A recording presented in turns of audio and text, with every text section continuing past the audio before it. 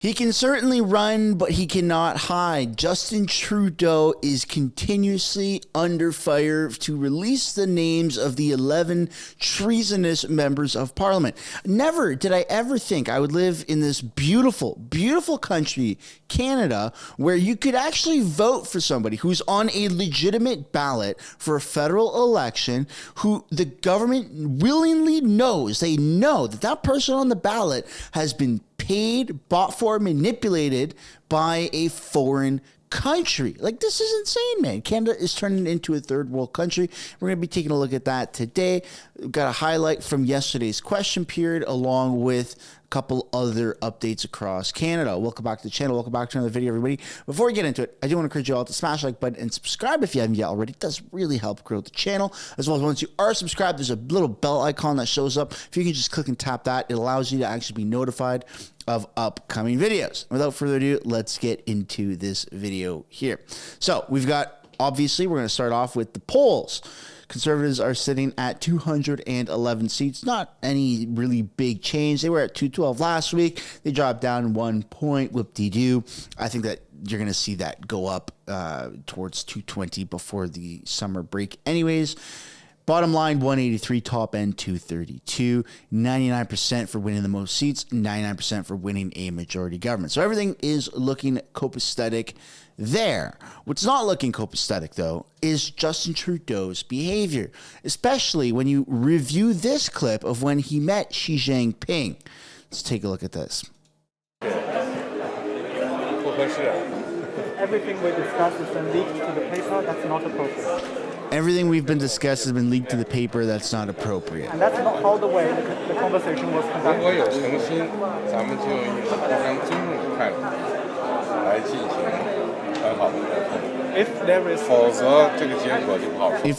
If there's any sincerity on your part. On your part, free and open and frank dialogue, and that is what we will continue to have. We will continue to look to work constructively together, but there will be things we will disagree on, and we will have to.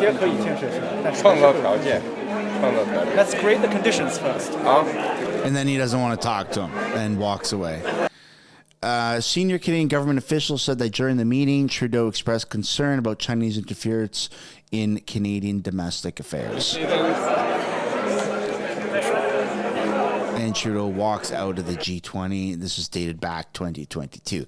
Like, this is why Justin Trudeau isn't taken seriously. You were just there with a massive heavy hitter in the world, another world leader, the world leader of China, and he just kind of bitch slapped you with his words, right? We know that Justin Trudeau sits cross-legged. There's not anything inherently wrong with that, but he's not a strong man. And that's what we're going to be segueing a little bit into right now. I have teamed up with Black Forest Supplements, and we're willing to offer you guys this product right here. Testosterone and Tonget Cat Alley. It's a testosterone supplement. There is a promo code linked down below in the description. You buy 2, you get 1 free for the next 48 hours. Highly recommend you guys go check that out. And if you're a woman watching this, then you can get that for your man. Father's Day is coming up, or just get it for your man anyways. The alternative is, if you're not keeping your testosterone high, if you're not working out, if you're not taking care of yourself, if you're allowing this woke plague to just beat you up mentally, right? You might not be affected by the woke plague, but when you're seeing it every day, you need to take care of yourself mentally and physically.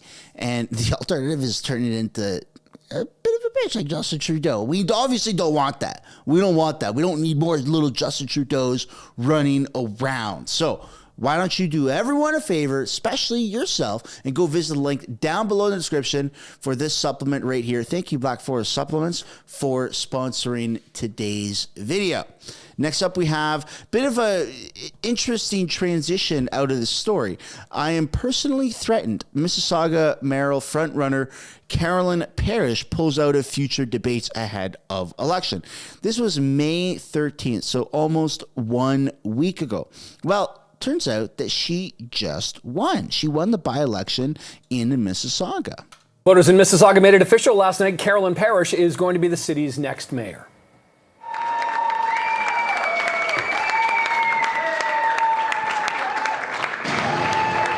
And Parrish's win came after some of the final surveys in the race indicated she could face stiffer competition than expected. Well, now she will become Mississauga's third mayor since 1978. All right, so Courtney Heels is back in almost the same spot she was just 24 hours ago as we were teeing up the race. Now we know how it's all wrapped up. Courtney, and it was interesting. I was watching the results come in last night, kind of watching our show and kind of watching online. She never really was behind at all. She had a pretty solid lead all the way through and ended up with a pretty healthy margin for victory. Yeah, and that's interesting, Nick, because, I mean, we were covering polls for weeks and weeks in the lead up to the big by-election there just yesterday, and it looked as though this was going to be a very, very close, very tight race. That really didn't appear to be the case, though. Carolyn Parrish coming out on top. We'll break down some of the numbers for you. By the way, a 25%, roughly 25% voter turnout for the Mississauga, so not great for this by-election. Carolyn Parrish came out with 43,494 votes. That was compared to about 35,000 for Alvin Tedjo, so really not too close there. You can see, we're sharing with you now some video. This was where Parrish's family, friends, supporters gathered at the Mississauga Convention Center after the results came in, officially declaring her the winner last night. She thanked the citizens, called this win a victory for the future of the city of Mississauga, also vowed a greater citizen participation when it comes to the budget process, and saying she's going to prioritize sustainable development in the city. Development's a big issue here too. A lot of people, want to know, what is the city going to look like? There's a lot of growth here, and a lot of people who say they want to stay, but they can't afford it. We'll let you hear from Parrish. Here's what she had to say about her focus, her vision going forward here.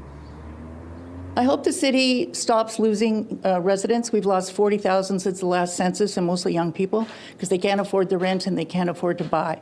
And they grew up here and they want to stay here where their family is. So I'm going to work on that first. We've seen you take on different roles as MP, as a councillor. How is taking on the role as mayor different? Well, I've got 13 years experience sitting with a mayor, with two different mayors. And I think it's different in that I'm way more experienced and I understand the role way better than when I started off as an MP. And Parrish says she's going to take that experience into her new role as the mayor of Mississauga. As for first priority, she said last night she's going to assemble a panel of developers to be her advisors on how to build more housing and faster. You heard from Parrish there, a big concern when it comes to the affordability, the lack of housing, and the concern that people are simply just packing up and leaving Mississauga because they say they can't live here and have a family here. So we'll see what that means. I mean, that's obviously a huge undertaking. So the biggest controversy in that whole election is the fact that, first of all, people think that she's a wolf in sheep's clothing, but she dropped out of any future debates because she started to get attacked. She started to get almost threatened. She was called, critics, it's right here in the article. This comes a week after a debate where Parrish allegedly made controversial statements that critics called transphobic and discriminatory. Mississauga's mayoral frontrunner announced that she'd be declining any future debates in a social media post on Monday, hours before a sold-out debate on the housing crisis was set to take place, and because she had been personally threatened. If I'm not mistaken, she had made a comment about immigrants or refugees, how they come to Mississauga and they don't have anything to do. They just sit around and they, chew up taxpayers' money. They get government handouts or whatever it was.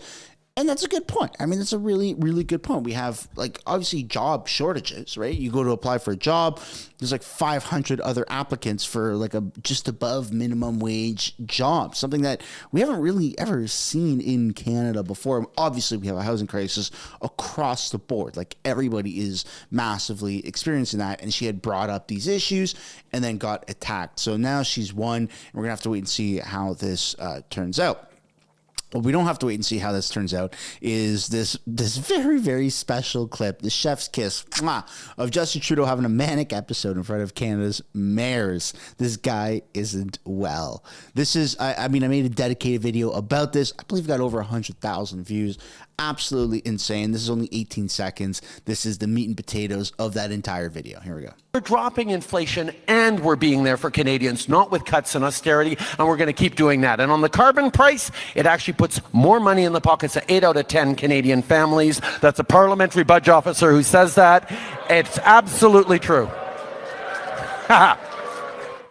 That narcissistic laugh. Haha.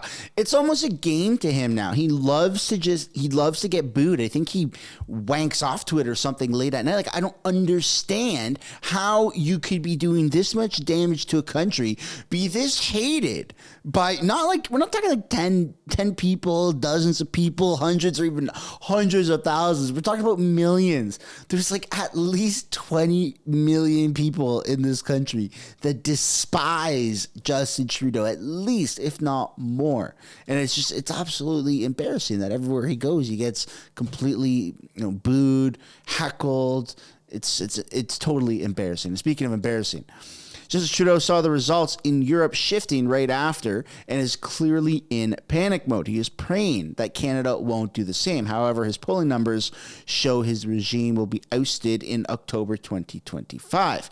Now, that's right. The next scheduled federal election is supposed to be October 2025, but Justin Trudeau himself has already pushed it back, I believe, once, and now he's trying to do it a second time in order to guarantee his Liberal caucus their pensions, because he knows a shit ton of Liberal MPs will not be winning their by-election riding. So it might actually be in November, which is kind of wild, but we're going to have to wait and see how that pans out.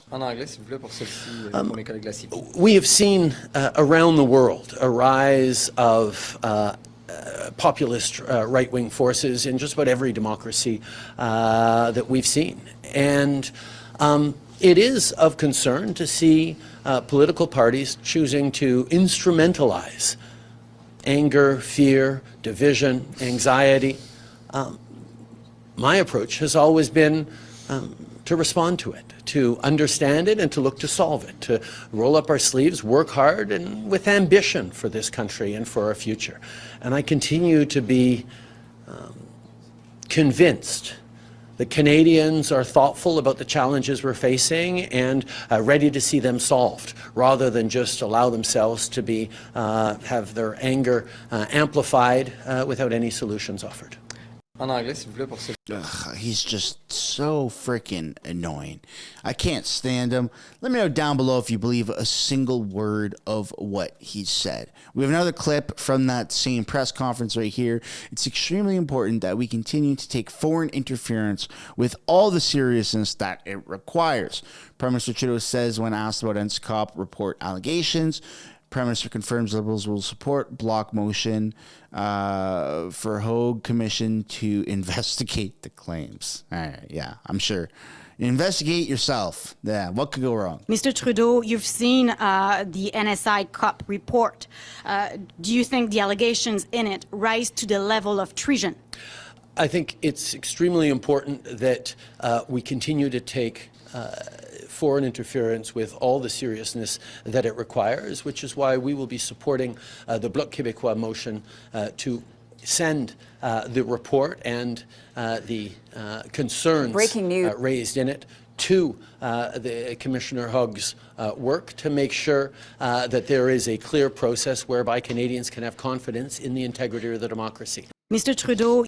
Yeah, unfortunately, Canadians don't have any more confidence. He's done a phenomenal job of removing all of that confidence over the past 9 years with his shenanigans. I mean, let me know down below if you guys have any confidence left. I think that I'm starting to believe that the whole thing is a little bit more rigged, and we're just not seeing justice. It's not looking for confirmation bias. There's substantial amount of evidence that shows that Justin Trudeau is corrupt. Justin Trudeau's MPs are treasonous. Not like a little slap on the wrist. Not like, oh, you did a little boo-boo. You had a Freudian slip. No, like actually funded, bought, paid for, and manipulated by foreign freaking countries in Canada. It's insane what's going on here. Speaking of insane, while I've been filming this video, there is some breaking news, not to do with Canada, to do with America, where Hunter Biden was convicted of all 3 felony charges in federal gun trial. Let's take a look at this clip here. In Delaware, you're looking at live shots from outside the courthouse where reporters are just now leaving the courtroom after the verdict has come down, finding Hunter Biden guilty on all 3 counts related to his federal gun trial. So count 1 was a false statement to a firearm sale. The maximum sentence in prison would be 10 years. Count 2 was making a false statement in firearms, maximum prison time 5 years. And count 3, possession of a firearm by a drug user or drug addict, maximum prison time would be 25 years. Now, President Biden was there you see Hunter Biden entering the courthouse. President Biden was asked about whether or not he would pardon his son if he was found guilty just a few days ago in an interview with ABC News, and the president said he would not. There are still 2 other cases that Hunter Biden has to face in the next 6 months or so. But again, today, a jury in Delaware finding Hunter Biden, the son of President Joe Biden, guilty on all counts. This is the first time that a president's son, a child, has been found guilty. Child, he's a grown-ass man. He's not no child. So when people are talking about you can't even take democracy seriously, I mean, America is falling, right? And it's very important to be paying attention to what's happening not only in Canada but in America, with all the trumped up charges for Donald Trump for convicting a former president and making him an actual felon is insane. And now they're going after Biden's son, whether it's deserved or not. It's just a big joke. It's all a massive joke right now. People are laughing at the West. We're being invaded quite literally with immigration, with illegal immigration. We're rewarding illegal immigration, that type of behavior, with citizenship here in Canada. We have these ongoing crises, the housing crisis, a drug and opioid crisis, job shortage. Our wages aren't keeping up with inflation. I mean, in the past few years, wages have gone up like 5% while inflation has skyrocketed and come down. I know. I'm sorry, Chrystia Freeland. We're a AAA credit rating country with only 2.7% inflation, and our basis points just went down 25, basis points with the Bank of Canada, and we're doing the best economically at all G7. Shut the fuck up, Freeland. I can't stand that crap. I can't stand it. Everyone is suffering in Canada, and I mean America too, and our government is making a joke out of everything. It's insane. And then you have stories like this, where 1 in 3 are seriously considering leaving BC due to the cost of living pressures. If you want a big house, you don't live inner city. BC is famously one of the most beautiful places to live, but a rising cost of living has caused some residents to consider moving. I don't want to leave, but it's just, you might have to. A new poll out from Angus Reid suggests 1/3 of people living in BC are looking at leaving the province. 36% of respondents in the survey say they are seriously considering leaving BC due to housing affordability. It's pretty consistent across most of the province. It drops to about 22% for people living on Vancouver Island and the North Coast, but it's 36 to 41, 42% for people in Metro Vancouver, the Lower Mainland, the Fraser Valley, and the BC interior. Korzinski with the Angus Reid Institute says interprovincial migration statistics from 2023 showed more residents left BC than moved here from other provinces. We had about 8,000 people more leave the province than come to the province. So we thought it'd be interesting to ask this question of, how committed are you to living in BC? The poll indicates. So I used to live on Vancouver Island. I lived there in my trailer. I bought a fifth wheel, and then that's where we lived when we had the birth of my daughter. And then I bought a house in northern BC because of affordability issues. And I lived in my van before the trailer. I lived in a van for like 4 or 5 years in BC. I did poke around in different areas. But the Vancouver Island and Vancouver was my home base when I lived in my van. And I absolutely, when I see videos and shots of Vancouver like this, it warms my heart, because I would love to move back. I absolutely miss the ocean. I miss the mountains. It's a vibe. It feels healing. It feels grounded. All that hippy dippy stuff, man. I live for that stuff. I live for that. I love it. But I can't afford it. I can't. And everyone who's walking around in these areas, Vancouver, Vancouver Island, even around Canada, we're all thinking the same shit. How are these people affording this? How is anyone living? How is anyone else affording groceries? Are other people going out more than once a week or a couple times a month? And the answer is everyone is just keeping it into themselves, or we're talking about it on social media, right? But if there was like a thinking bubble above our heads as we walked around in real life, it would be the same thing for everybody. This shit is so expensive. Everybody is feeling it. Even the people that live in these oceanfront view condos, they're feeling it because their rates are coming up for renewal and they got to feed themselves and they got bills to pay. So yeah, sure, maybe they make, $250,000 or $500,000 a year with their jobs, but their expenses are exorbitantly high. And the more money you make, the more you end up spending, the more your expenses become. And then you're a victim of inflation and government mismanagement, just like everybody else. There's a huge problem in Canada. So you're not just suffering. I'm not just suffering. Everybody is, and it's horrible because there's not really anywhere you can run and hide. I know things are better in Alberta. A lot of people are saying move to Alberta. It's cheaper. But, at the end of the day, people are going to have to live their lives for, jobs can be picked up in Alberta. But if everyone were to migrate to Alberta, then we would have the same issue in Alberta like we do everywhere else. So I'd love to know, how are you guys doing? Are you guys doing okay? Like financially, or are you feeling the pinch just like everybody else?